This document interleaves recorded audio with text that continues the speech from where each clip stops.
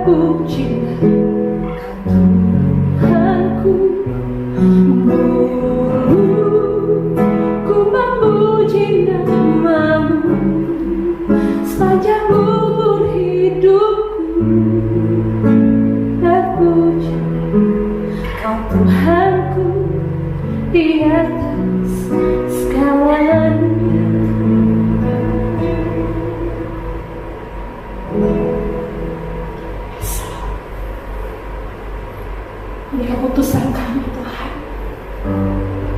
Kami mau terus mengucap syukur. Kami mau terus memuji Engkau.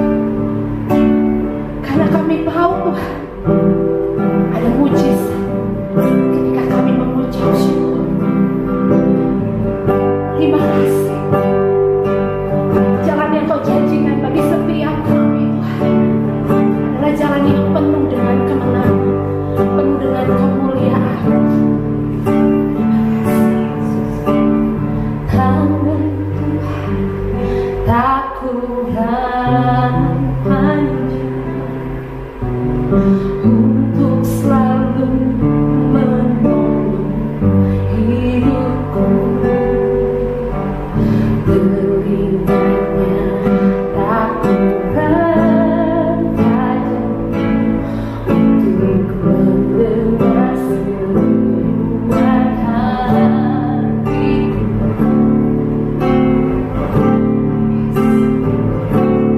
Ada mujizat dalam bersyukur. Engkau tempat perlindunganku Tuhan. Imanku tetap teguh dalam-Mu. Menang bersama-Mu.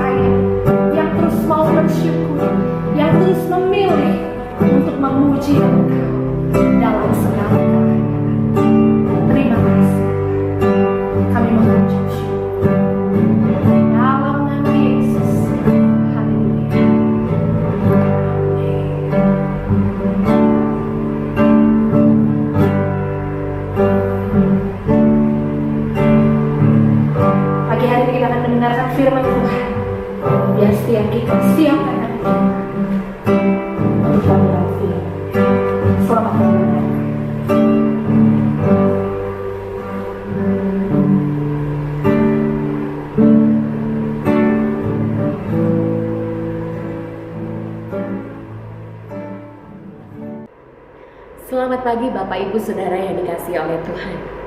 Jika pagi ini saya bertanya kepada Bapak Ibu Saudara sekalian, apakah Bapak Ibu Saudara sekalian rindu mengalami mujizat dari Tuhan? Yang sakit berat disembuhkan, yang dalam jalan buntu mendapat jalan keluar, yang mendapat masalah mendapat pertolongan. Saya percaya semua dari kita pasti berkata, iya, saya mau menerima mujizat pertolongan dari Tuhan. Saudara, namun mujizat tidak terjadi begitu saja.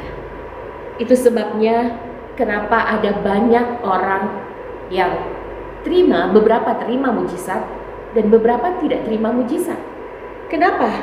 Karena jika mujizat digantungkan kepada Allah, saya percaya semua orang akan terima mujizat. Tidak ada yang tidak terima kuasa pertolongan Tuhan. Tidak ada yang tidak terima kuasa mujizat Tuhan. Tapi kenapa ada yang terima dan ada yang tidak terima? Saudara, sekali lagi, Allah adalah Allah yang penuh dengan kasih. Allah mengasihi semua orang. Allah mau semua kasih karunia bagi semua orang. Tapi sekali lagi saya mau katakan pagi hari ini bahwa kuasa mujizat tidak hanya digantungkan kepada Allah saja. Allah mau kita bekerja sama dengan Allah. Pagi hari ini kita akan belajar bagaimana judul khotbah saya pagi hari ini adalah bagaimana kita bisa mengalami mujizat. Saudara, pagi hari ini kita akan belajar dari seorang wanita yang mengalami mujizat yang besar dalam hidupnya. Dan kisahnya ditulis dalam Alkitab ya, dalam Perjanjian Lama. Mari kita buka Alkitab kita di dalam 2 Raja-Raja pasal yang ke-4 ayat yang ke-8 sampai dengan ayat yang ke-37. 2 Raja-Raja pasal yang ke-4 ayat yang ke-8 sampai dengan ayat yang ke-37. Saya akan bacakan bagi kita semua pagi hari ini. Mari kita mulai dari ayat yang ke-8. Pada suatu hari Elisa pergi ke Sunem. Di sana tinggal seorang perempuan kaya yang mengundang dia makan. Dan seberapa kali ia dalam perjalanan, singgahlah ia ke sana untuk makan. Berkatalah perempuan itu kepada suaminya, sesungguhnya aku sudah tahu bahwa orang yang selalu datang kepada kita itu adalah abdi Allah yang kudus. Baiklah kita membuat sebuah kamar atas yang kecil yang berdinding batu, dan baiklah kita menaruh di sana baginya sebuah tempat tidur, sebuah meja, sebuah kursi, dan sebuah kandil. Maka apabila ia datang kepada kita, ia boleh masuk ke sana. Pada suatu hari datanglah ia ke sana, lalu masuklah ia ke kamar atas itu dan tidur di situ. Kemudian berkatalah ia kepada Gehasi bujangnya, panggillah perempuan Sunem itu. Lalu dipanggilnyalah perempuan itu dan dia berdiri di depan Gehasi. Elisa telah berkata kepada Gehasi, cobalah katakan kepadanya, sesungguhnya engkau telah sangat bersusah-susah seperti ini untuk kami. Apakah yang dapat kuperbuat bagimu? Adakah yang dapat kubicarakan tentang engkau kepada raja atau kepala tentara? Jawab perempuan itu, aku ini tinggal di tengah-tengah kaumku. Kemudian berkatalah Elisa, apakah yang dapat kuperbuat baginya? Jawab Gehasi, ia tidak mempunyai anak dan suaminya sudah tua. Lalu berkatalah Elisa, panggillah dia. Dan sesudah dipanggilnya, berdirilah perempuan itu di pintu. Berkatalah Elisa, pada waktu seperti ini juga, tahun depan engkau ini akan menggendong seorang anak laki-laki. Tetapi jawab perempuan itu, janganlah tuanku, ya abdi Allah, janganlah berdusta kepada hambamu ini. Mengandunglah perempuan itu lalu melahirkan seorang anak laki-laki pada waktu seperti itu juga pada tahun berikutnya, seperti yang dikatakan Elisa kepadanya. Setelah anak itu menjadi besar, pada suatu hari keluarlah ia mendapatkan ayahnya. Di antara penyabit-penyabit gandum, tiba-tiba menjeritlah ia kepada ayahnya, aduh kepalaku, kepalaku. Lalu kata ayahnya kepada seorang bujang, angkatlah dia dan bawa kepada ibunya. Diangkatnyalah dia, dibawanya pulang kepada ibunya. Duduklah dia di pangkuan ibunya sampai tengah hari. Tetapi sesudah itu matilah dia. Lalu naiklah perempuan itu, dibaringkannyalah dia di atas tempat tidur abdi Allah itu. Ditutupnyalah pintu dan pergi, sehingga anak itu saja di dalam kamar. Sesudah itu ia memanggil suaminya dan berkata, suruh kepadaku salah seorang bujang dengan membawa seekor keledai binatang. Aku mau pergi dengan segera kepada abdi Allah itu dan akan terus pulang. Berkatalah suaminya, mengapakah pada hari ini engkau hendak pergi kepadanya? Padahal sekarang bukan bulan baru dan bukan hari Sabat. Tetap jawab perempuan itu, jangan khawatir. Dipelanainya keledai itu dan berkatalah ia kepada bujangnya, tuntunlah dan majulah. Jangan tahan-tahan aku dalam perjalananku, kecuali apabila ku katakan kepadamu. Demikianlah perempuan itu berangkat dan pergi kepada abdi Allah di Gunung Karmel. Segera sesudah abdi Allah melihat dia dari jauh, berkatalah ia kepada Gehasi bujangnya, lihat, perempuan Sunem itu datang. Larilah menyongsongnya dan katakanlah kepadanya, selamatkah engkau dan selamatkah suamimu? Selamatkah anak itu? Jawab perempuan itu, selamat. Saudara, sampai di situ saja kita baca. Saudara bisa baca selanjutnya nanti. Saudara, yang pertama kita mau belajar bagaimana caranya supaya kita boleh menerima mujizat dari Tuhan. Yang pertama kita pelajari dari wanita ini adalah dia memiliki hati yang baik. Katakan bersama saya, miliki hati yang baik. Saudara, wanita ini dia membuat kamar di atas rumahnya, di lantai 2 di loteng rumahnya, dan menyediakan yang terbaik di kamar itu untuk Elisa, hamba Tuhan. Dia melakukan ini tanpa punya maksud terselubung.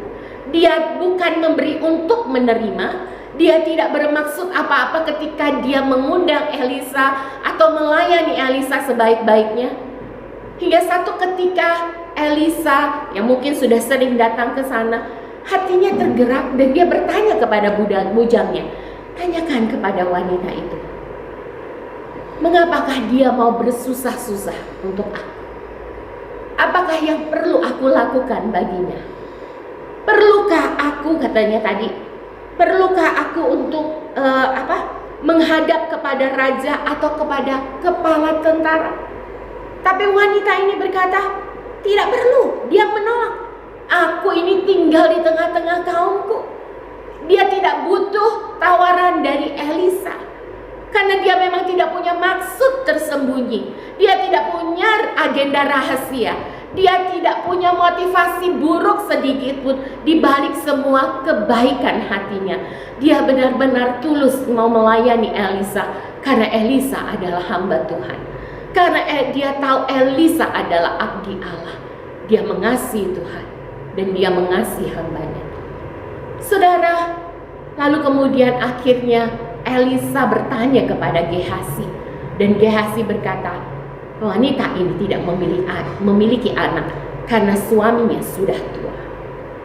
Saudara, apa yang terjadi? Lalu Elisa datang kepada wanita ini dan berkata, tahun depan di waktu yang sama ini engkau akan menggendong seorang anak, engkau akan menerima seorang anak. Dan wanita ini begitu bersuka cita. Kenapa? Karena dia tahu bahwa Allah adalah Allah yang penuh dengan kasih karunia. Dia mengucap syukur, dia sangat bersuka cita dengan pemberian ini. Karena itulah kerinduan hatinya. Sekian lama dia menikah, sekian lama dia bersuami, tapi dia tidak memiliki anak, dia tidak memiliki keturunan. Saudara, wanita ini menyambut dengan sukacita apa yang dijanjikan Elisa. Dan Tuhan menggenapi apa yang Elisa katakan. Wanita ini benar-benar memperoleh seorang anak. Saudara, Pagi hari ini, mari kita cek hati kita. Apakah kita memiliki hati yang baik seperti wanita ini? Apakah kita melakukan yang terbaik bagi majikan kita? Apakah kita melayani orang yang terbaik yang bisa kita lakukan? Sekalipun kita tahu dia tidak bisa memberi yang terbaik kepada kita juga. Apakah kita memperlakukan orang-orang dengan baik? Saudara, mari kita cek hati kita. Apakah kita memiliki ketulusan? Seperti wanita ini, dia memiliki ketulusan dan Allah melihat kebaikan hatinya. Dia tahu apa yang ditaburkan oleh wanita ini. Dan pada waktunya, wanita ini menuai kembali apa yang dia telah lakukan lewat mujizat yang Tuhan kerjakan dalam hidup. Yang kedua, saudara, bagaimana kita dapat menerima mujizat dari Tuhan? Yang kedua adalah miliki iman. Katakan bersama dengan saya, miliki iman. Saudara, mari kita lihat ayat yang ke-21. Kita ulang ayat yang ke-21 sampai ayat yang ke-26. Di sini dikatakan, saudara, lalu naiklah perempuan itu, dibaringkannyalah dia di atas tempat tidur abdi Allah itu, ditutupnyalah pintu dan pergi. Saudara tahu kisah ini, anak yang Tuhan janjikan, anak yang Tuhan berikan, mujizat Tuhan bagi dia, bagi wanita ini. Tiba-tiba satu siang dia merasa sakit kepala, lalu kemudian tidak lama meninggal di dalam pangkuannya. Ya, anak itu meninggal.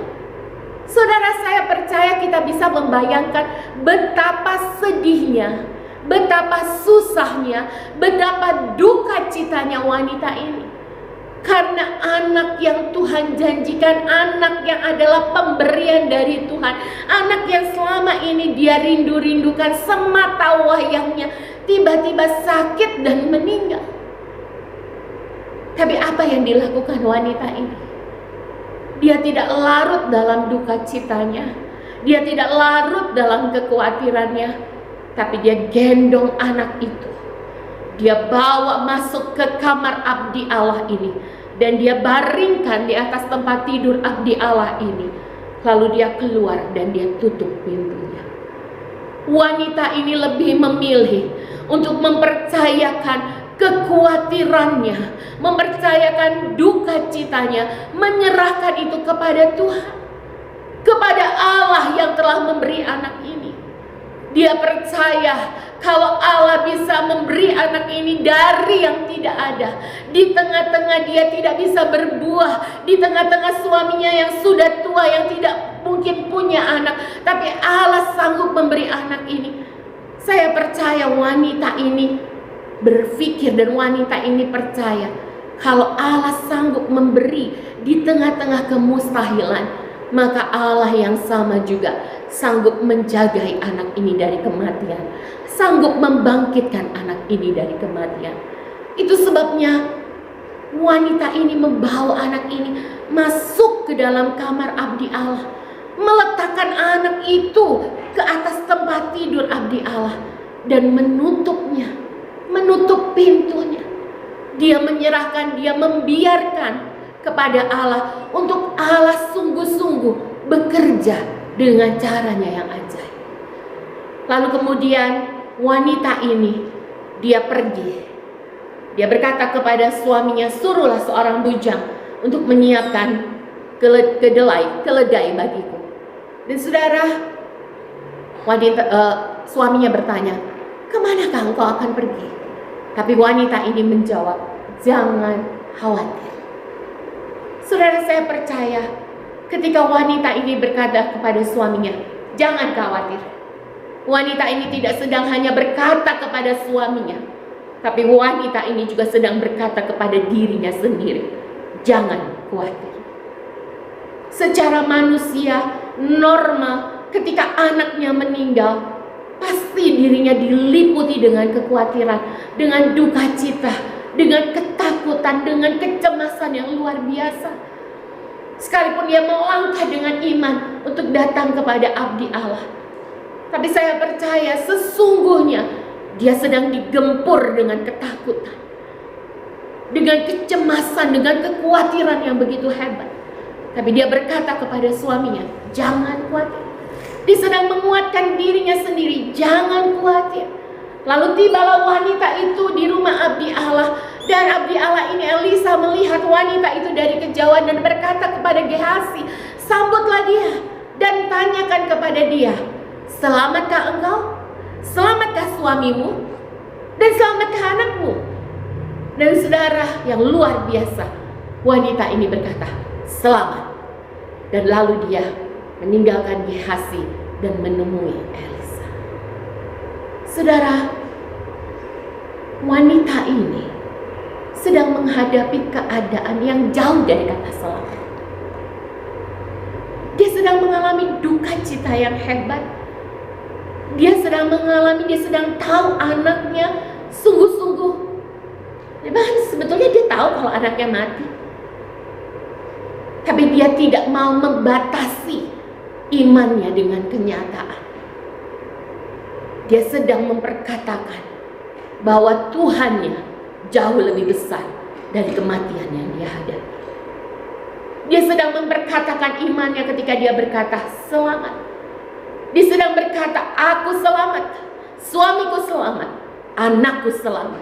Apapun yang terjadi hari ini, aku tahu aku ada dalam lindungan Tuhan. Saudara, ketika kita di tengah-tengah masalah, apakah kita mengalami seperti wanita ini? Wanita ini, dia menunjukkan imannya dengan perkataannya. Dia menyatakan imannya. Dia memperkatakan apa yang dia percaya, bukan apa yang dia rasakan, bukan apa yang dia hadapi. Dan di akhir cerita, kita melihat, kalau saudara baca sampai selesai, kita melihat bagaimana Tuhan memakai Elisa untuk membangkitkan anaknya. Wanita ini mengalami mujizat yang besar dalam hidupnya. Dari yang tidak punya anak, terima anak. Anaknya sakit dan meninggal, Tuhan bangkitkan dari kematian. Saya percaya siapapun di tempat ini, saudara yang ada di sana, saudara yang sedang melihat, yang sedang mengikuti ibadah hari ini, saya percaya setiap kita rindu mengalami apa yang wanita ini alami. Rindu mengalami kuasa mujizat Tuhan dalam hidup saudara. Bagaimana caranya? Sekali lagi, yang pertama, pastikan saudara memiliki hati yang baik. Pastikan kita memiliki hati yang tulus. Karena sama seperti kayu tidak bisa mengalirkan listrik, demikian juga Tuhan tidak bisa bekerja melalui hati yang keras. Tuhan hanya bisa bekerja melalui hati yang lembut. Tuhan hanya bisa bekerja kepada orang-orang yang hatinya lembut, yang hatinya tertuju kepada Tuhan. Tuhan hanya bisa bekerja di tengah-tengah orang yang hatinya dipenuhi dengan belas kasihan Allah. Tuhan hanya bekerja kepada orang-orang yang hatinya mudah dijamah oleh Tuhan. Itu sebabnya pastikan kita punya hati yang baik. Kita punya hati yang tulus. Kita punya hati yang penuh dengan belas kasihan. Kita punya hati yang sungguh-sungguh mengasihi Tuhan. Dan yang kedua, mari miliki iman. Seperti wanita ini, dia memperkatakan imannya. Saudara, iman itu terlihat. Tunjukkan imanmu. Perkatakan imanmu, bukan kenyataan yang engkau alami. Wanita ini sangat luar biasa ya saudara. Ketika anaknya mati, dia gak ngomong apa-apa sama suaminya loh. Dia nggak bilang sama suaminya ketika bertemu dengan suaminya dan dia minta suaminya untuk siapkan keledai buat anak ini, buat dia untuk pergi kepada Elisa. Saudara, wanita ini tidak bicara apapun bahwa anaknya mati. Kenapa? Karena dia tahu suaminya tidak bisa kasih solusi. Suaminya tidak bisa melakukan apa-apa. Dia tahu kepada siapa dia harus berlari. Dia tahu siapa tempat pertolongannya. Dia tahu siapa Allahnya, kemana dia harus pergi. Ketika dia bertemu dengan Gehazi pun, dia tidak mengatakan apa yang dia alami. Seringkali di tengah masalah, kita datang kepada orang yang tidak tepat. Atau kita menceritakan kesusahan kita, bukan kita sedang memperkatakan iman kita. Tapi Tuhan mau, di tengah-tengah masalah, kita tahu kemana kita harus berlari. Kita tahu siapa yang kita percaya. Dan kita tahu bagaimana menggerakkan kuasa Allah dalam hidup kita lewat perkataan. Amin, saudara. Haleluya. Saya percaya, saudara, ketika kita memiliki hati yang baik, memiliki hati yang tulus, ketika kita sungguh-sungguh percaya kepada Tuhan, maka saudara, mujizat tidak jauh dari hidup. Dia Allah yang memegang hidupmu. Tidak ada rancangannya yang gagal atas hidupmu. Dan saya percaya Dia memiliki kuasa untuk terus menolong setiap kita pagi hari ini. Saya tidak tahu apa yang sedang saudara alami. Saya tidak tahu masalah apa yang sedang saudara hadapi. Saya tidak tahu duka cita sedalam apa yang saudara sedang hadapi. Kesedihan seberat apa yang saudara alami. Atau kematian apa yang sedang saudara harus hadapi. Tapi yang saya percaya, kita memiliki Allah yang bahkan sanggup bangkit dari kematian. Kita memiliki Allah yang sanggup membalik segala keadaan. Kita memiliki Allah yang sanggup mengontrol segala sesuatu. Dan Allah yang berkuasa itu adalah Allah yang mengasihi saudara. Allah yang sangat mengasihi. Allah yang sangat mengasihi saudara. Dan rancangannya atas saudara adalah rancangan yang baik. Mari, biar pagi hari ini, seperti wanita ini, kita menyerahkan, kita membawa semua kekhawatiran kita, semua persoalan kita, semua masalah kita, dan meletakkannya kepada Tuhan. Haleluya. Saya tidak panjangkan firman Tuhan pagi hari ini. Saya mengundang pemuji untuk datang ke depan. Kita akan nyanyikan pujian ini lagi. Haleluya. Ada mujizat dalam bersyukur. Engkau tempat perlindunganku, Tuhan. Imanku tetap teguh dalam-Mu. Benar bersama-Mu. Mari nyanyikan sekali lagi pujian ini. Ada mujizat. Ada mujizat dalam bersyukur. Engkau tempat perlindunganku, Tuhan. Amin. Imanku Ya. tetap Ya. teguh dalam-Mu. Benar bersama-Mu. Inilah keyakinan kami Tuhan, bahwa jaminan kemenangan ada di dalam Engkau. Terima kasih untuk firman-Mu yang sudah disampaikan. Dan kami percaya Ketika kami meresponi firman-Mu, firman-Mu bekerja di dalam kami. Itu sebabnya hamba berdoa Tuhan, hanya Engkau yang sanggup mengubah sikap hati kami. Hanya Engkau yang sanggup mengubah sikap hati seluruh jemaat, seluruh yang menyaksikan acara ini. Engkau sanggup mengubah hati. Itu sebabnya kami bawa hati kami kepadamu. Biar Engkau menjamahnya, biar Engkau merubahnya, sehingga kami memiliki hati yang baik, sikap hati yang benar, supaya kami siap menerima mujizat.